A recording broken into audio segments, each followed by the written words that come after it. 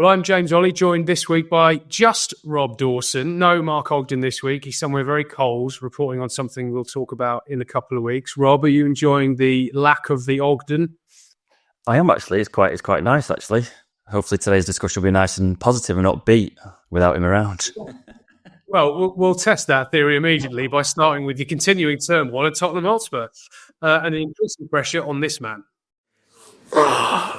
Look, I don't know how else to explain it, right? So I really don't know how else to explain it other than if you can't see that this team is just trying its hardest to play under the most extreme 2.5 months of asking 18-year-olds and 17-year-olds and senior players with no rest to play Thursday, Sunday, Thursday, Sunday, Thursday, Sunday, Thursday, Sunday. I'll keep going for 2.5 months.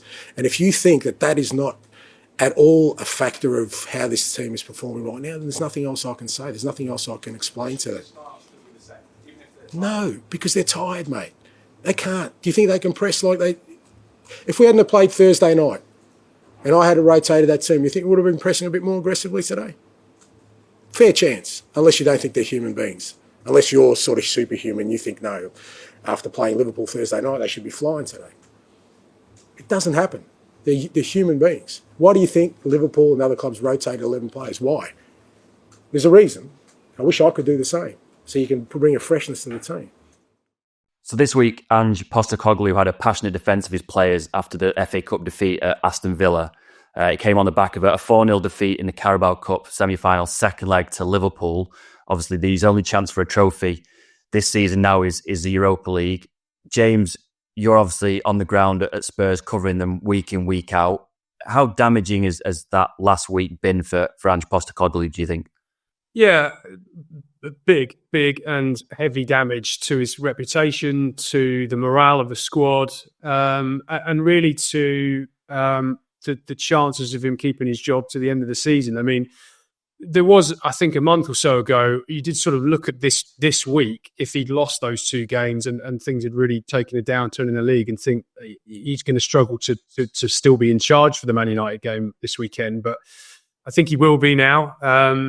Spurs has also been quiet in the fallout from that Villa game in terms of they're trying to maintain business as usual. I think they're trying to give the players a little bit of a break, a day off.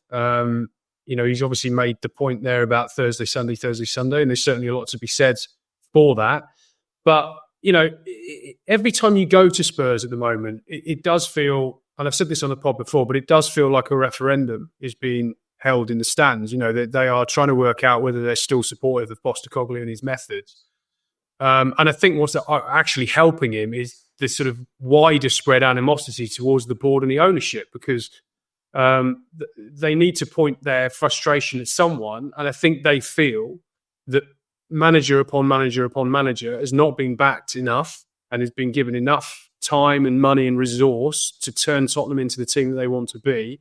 And the responsibility for that is a longer term problem.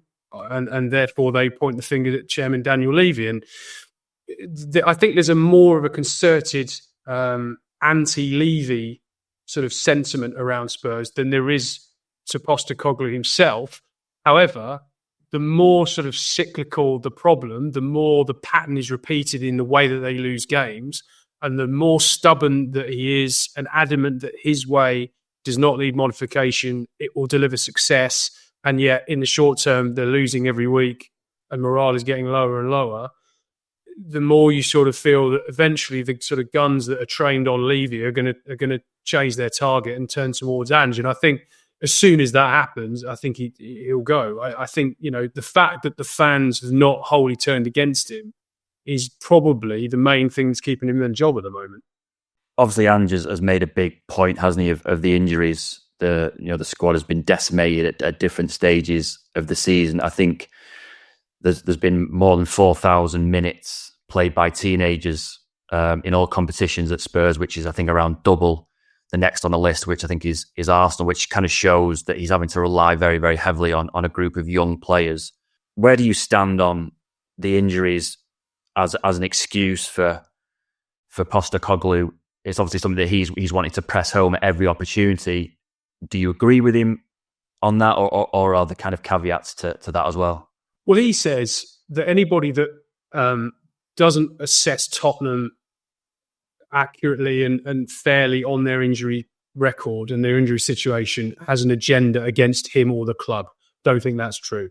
I think he's absolutely right that obviously they've been unlucky to some extent with injuries. They've had, any team with 10, 11, 12 first team players out, as they've had for prolonged periods of time, are going to be worse than if they had their full squad available. That stands to reason. But I do think if you scratch the surface of these injury details, you start to see that actually Postecoglou's methodology is part of the problem.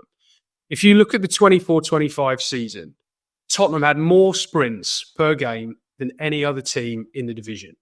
Bottom of that list was Manchester City, who won the league. Second was Arsenal, finished second.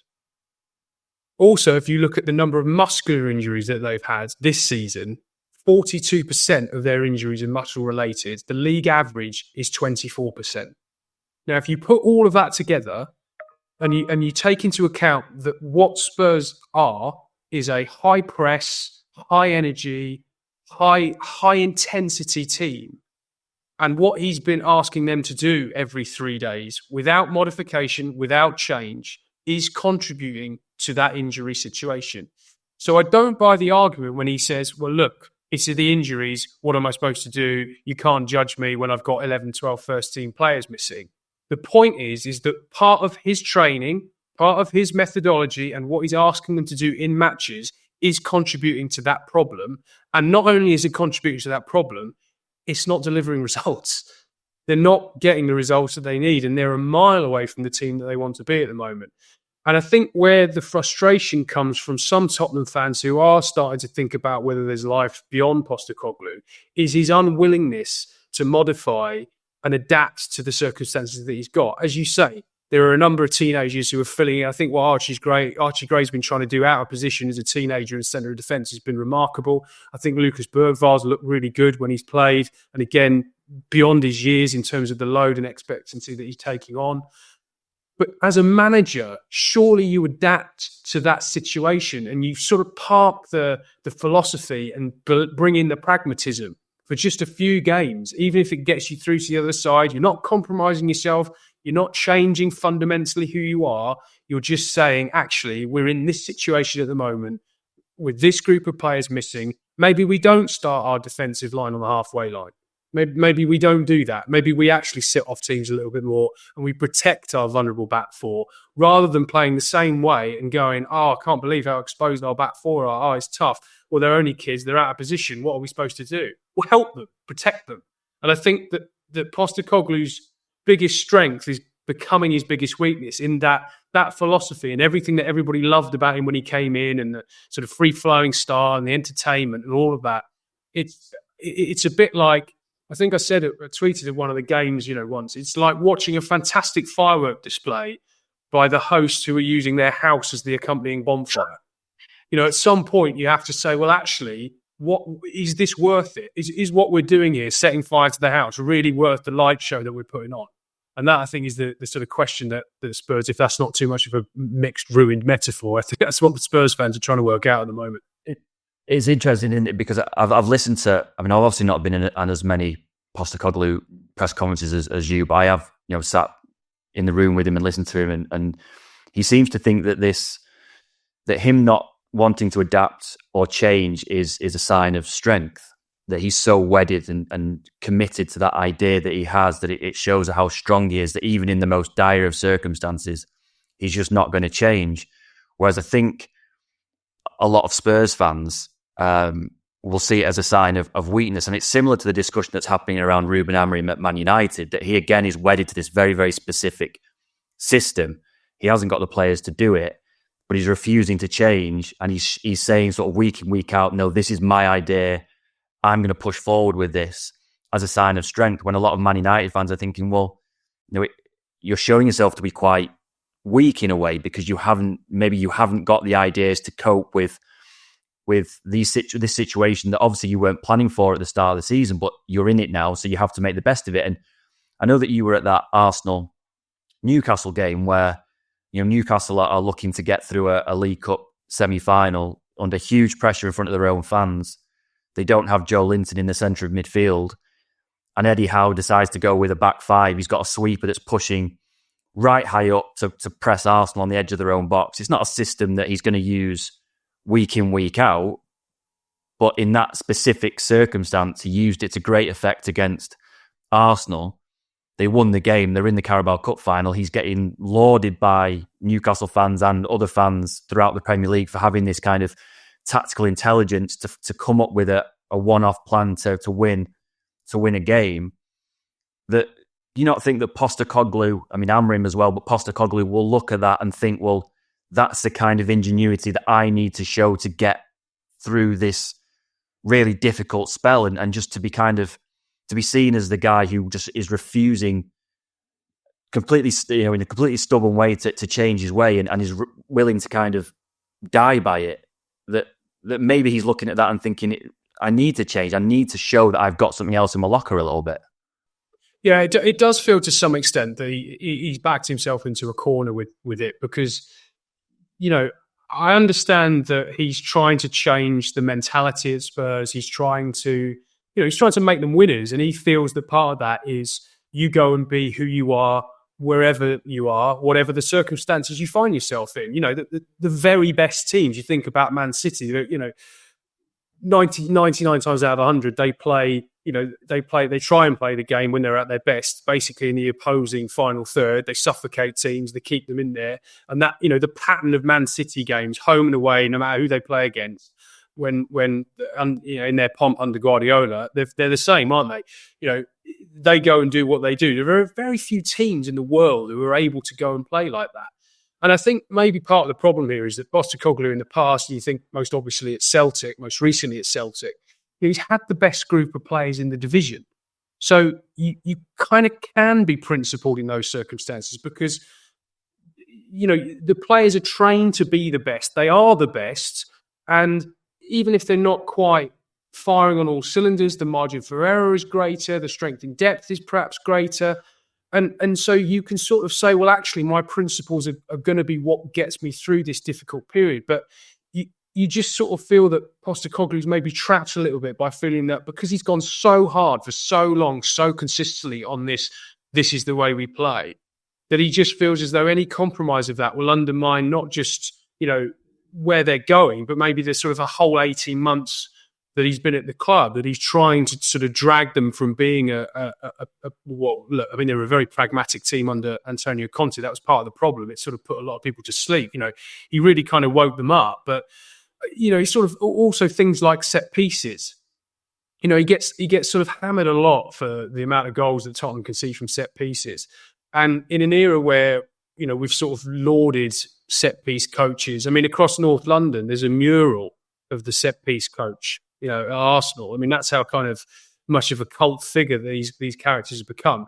Postecoglou doesn't have one. And he's sort of quite dismissive and almost mocking of that idea that, he's got people in his staff who look at it, but to sort of hire a specialist who does that job and is sort of defined and publicly visible as a set-piece coach. He's quite mocking of that.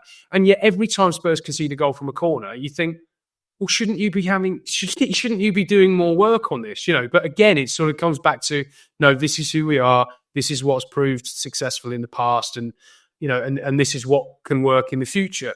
I mean, I think one other thing I'd like to just talk about a bit as well is just how he's perceived in terms of his press conferences, because I've seen him a lot of people criticise him for his post-match interviews and they aren't great. They're normally, he's looking down the floor, he talks for 3 minutes, he can be quite rude to whoever's interviewing him, and then he leaves. And there is that side of him. And I have to say, that's not, if you go back and look at the past, he was like that with Australia. I've seen interviews when he's lost games with Celtic where he's been like that. That's not really anything new. That is kind of part of his character. There's a lot of managers who are bad losers. Jurgen Klopp was a bad loser. Alex Ferguson was a bad loser. You got Jose Mourinho. You could argue that the best managers are bad losers. It's what makes them such proven, and sort of sustained winners, if you like. But I think before the matches, he's completely different. He's quite engaging. He doesn't suffer fools. If you ask a clumsily worded question or you make a sort of hash of what the point you're trying to make, he won't let you get away with it. And I kind of respect that, really, because it sort of keeps you on your toes. And, as a journalist, you've got to do your job properly. And, And if you do, he will answer your questions. And I think part of that is that, Rob, you'll know this, that there are times where he's doing press conferences when he doesn't have to.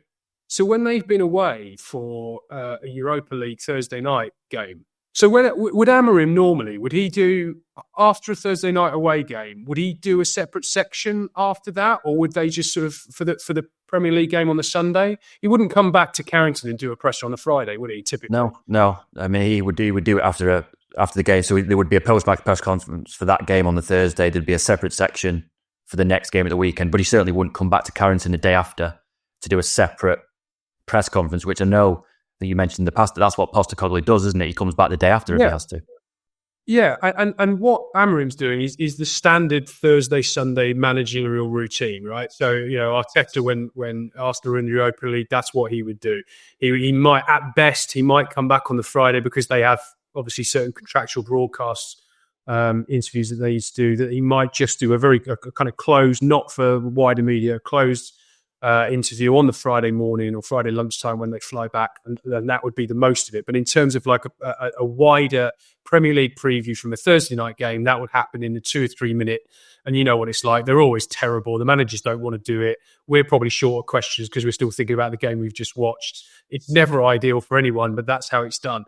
Postecoglou has been doing pre-match press conferences on the Friday morning in full at Tottenham when they've played away in Europe on a Thursday night.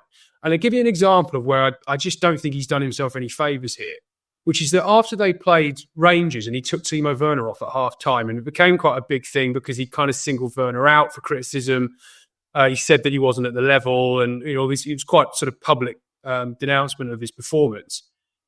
I think they called a press conference for Friday morning about 11 o'clock. So let's say 12 hours later, he's speaking again. And what are all the questions about? It's 15 minutes more he's doing on Timo Werner. And I mean, it wasn't all that, but, that's the story of the day. And he's sort of sat there getting kind of exasperated about, well, what else can I say about this? And he said, but you've put yourself in this position when you didn't actually need to. And I'm never going to be one, we should never use this podcast to advocate for, managers doing less media. But I do think there's a lesson here for him in that when he gets sort of exasperated by some of the questions he's asked, he's actually doing more than he needs to here. And I sort of think that's, to some extent, to his credit initially, but it's starting to count against him a little bit. Where do you think the line is now for Postecoglou? Obviously, they've had that damaging week. They've gone out of both domestic cup competitions. I think that they've won three Premier League games since early November. They're obviously, struggling at the wrong end of the table. I don't think that they're going to get relegated unless there's some kind of real run, like disastrous run. Where would the line be for Spurs to sack Postecoglou during this season? And how do you see the next 3 months playing out until we get to the summer? Well, they don't want to sack him. I mean, I think the first thing to say is that he did play a significant role in convincing Matthias Tell to join from Bayern Munich. And I think, what message would it send to a promising young teenager if the manager who spent an hour or so or a couple of hours on the phone with you trying to convince you to come is then sacked within, a couple of weeks, a month of you joining the club? It doesn't send a great message. But as every manager is, he will be dictated, but his future will be dictated by the results. And he's not got a lot of margin for error. People focus on this season, but I was looking at the numbers this morning, okay? After picking up 26 points in his first 10 Premier League games, which is the best managerial record for anyone in Premier League history in a new job, Spurs have collected 67 points from 52 games since, which is an average of 1.29. Now, that would equate to 49 points over the course of a season. Crystal Palace finished 10th last season with 49 points. So we can talk about the last 2.5 months, and we could talk about injuries and the current state of play, which is difficult for them, and I don't think anybody denies that. But actually, Spurs have not been very good for quite a long time. And he's got a worse managerial record in his final 20-odd games than Mourinho had when he got sacked, than Conte had when he got sacked, and obviously Nuno when he got sacked. he's got to rely on those players who are coming back from injury, particularly, of course, Van der Ven and Christian Romero, to hit the ground running straight away and bring some solidity to that defence. I think the Europa League is probably the thing that's keeping him in the job now, because he's always, as we sort of started with this, he said, I win things in my second season. And he got very defensive about that when it was pointed out to him. And he sort of said, I'm getting criticised because I said something that's true. What do you want me to do? Come here and lie? And you say, well, yeah, but that isn't the point. The point is you're saying, well, I always win something in my second season. The implication being that Tottenham will win a trophy this season. Tottenham haven't won a trophy for 17 years. That's why that's a big statement. And also, at the time he's saying it, they're losing games.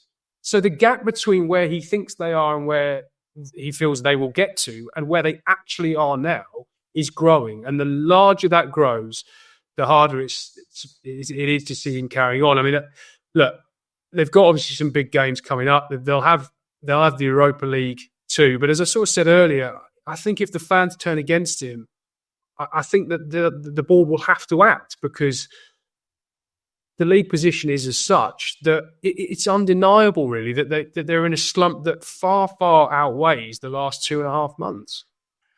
And I suppose that the beauty of, you talked there about maybe the Europa League is kind of protecting him a little bit. The beauty of the Europa League is that it gives you the opportunity to achieve your two main targets for the season with one trophy. You win a trophy and also you get a place in the Champions League that if you had offered that to Spurs at the start of the season, they would have bitten your hands off. Obviously, it's coming against the backdrop of possibly finishing sort of 15th, 16th in the Premier League. If they were to get to, I mean, it sounds like there's not really that much appetite to make a change mid-season now. They've come through the January window. You talk about the influence he's had on Matthias Tell and getting him to the club. It feels an awful lot like they're kind of stuck with him now between now and the summer. If they were to make a change in the summer, where do you see them going? Because, I mean, the last two managerial searches that they've kind of conducted, they've botched a little bit. And even Postecoglou was certainly not top choice for that job. Where do you see them possibly going, and what kind of names would they be looking at, do you think? Well, that's the $1 million question. I mean, I think Thomas Frank would enter the calculations. Brentford. I think Marco Silva is another interesting option. I think that he would leave Fulham. I think he was quite keen to go to Chelsea had they made a concerted effort to appoint him in the past. So I think he's ambitious, Silva. I think, obviously Fulham, I'm sure, would fight tooth and nail to keep him, but I can see a scenario where Marco Silva certainly caught some interest if there's a possibility of that. I mean, the other thing, of course, is that who's going to be picking the manager? Because obviously Daniel Levy will be a key part of that.